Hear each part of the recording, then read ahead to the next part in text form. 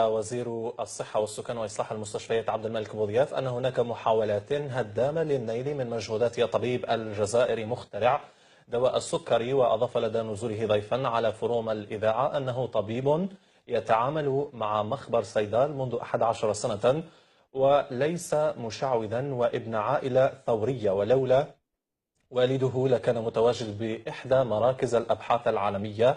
Ce bonhomme, c'est quelqu'un qui était à Genève, j'ai vu son CV, qui travaillait à Genève, qui faisait de la recherche à Genève, qui est venu me dire je veux travailler.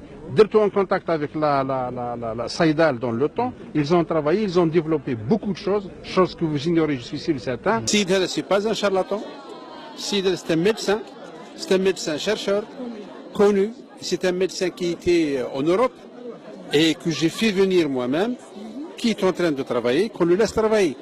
Maintenant, la pétition, sur quelle base, ça me fait mal, en tant que ministre de la Santé, que des pratiques, des pétitions, se fassent de la sorte.